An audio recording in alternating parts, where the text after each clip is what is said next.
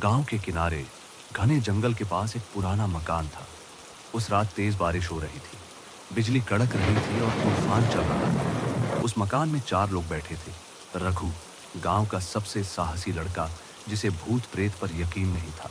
सिया, उसकी छोटी बहन जो बहुत डरपोक थी। विजय, उनका दोस्त जो मजाक तो बहुत करता था लेकिन डर सबसे जल्दी जाता था।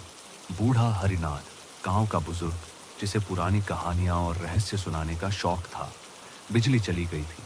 कमरे में सिर्फ लालटेन की रोशनी थी। बाहर तेज हवा और छत पर बारिश की टप टप की आवाज आ रही थी। सिया कांपते हुए बोली, भैया, ये रात बहुत डरावनी लग रही है। हरिनाथ धीरे से मुस्कुराए और बोले, बरसात की रातें हमेशा कुछ कहानियां लेकर आती हैं। बूढ़ा हरिनाथ लालटेन को देखते हुए धीरे धीरे बोलने लगा, जब मैं जवान था, एक रात ऐसी ही बारिश हो रही थी। मैं जंगल में फंस गया और सोचा पास की हवेली में रात गुजार लूं। हवेली सुनसान थी, पर अजीब बात यह थी कि अंदर मशालें अपने आप जल रही थीं। कहीं कोई इंसान नहीं था। आधी रात को सीढ़ियों से पायल की आवाज आई। मैंने देखा, एक औरत थी, सफेद कपड़े, खुले बाल, चेहरा आधा ढका हुआ। वो बोली, मुझे घर छोड़ दो। मैं डरते डरते उसके पीछे चल पड़ा।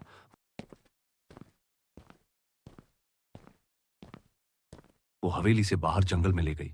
उसकी चाल अजीब थी, जैसे जमीन पर पैर ही न रख रही हो। अचानक उसने मुड़कर देखा। उसका चेहरा पूरा काला था, आंखें लाल और होंठों से खून टपक रहा था। मैं डर के मारे बेहोश हो गया।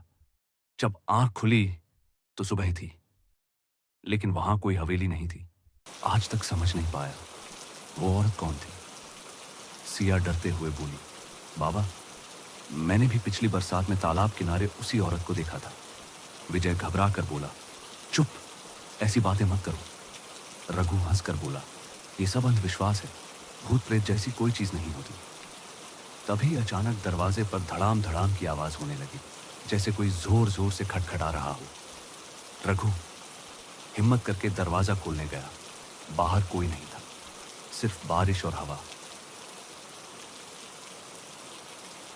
अचानक लालटेन की लौ तेज हो गई। कमरे के कोने में वही औरत खड़ी थी, सफेद कपड़े, भीगे बाल। उसकी ठंडी आवाज गूंजी, मुझे घर छोड़ दो। हरिनाथ कांपते हुए बोला, यही वही औरत है जो हर बरसात की रात आती है। विजय भागना चाहता था, पर दरवाजा अपने आप बंद हो गया। सबकी आंखें डर से चौड़ी हो गई।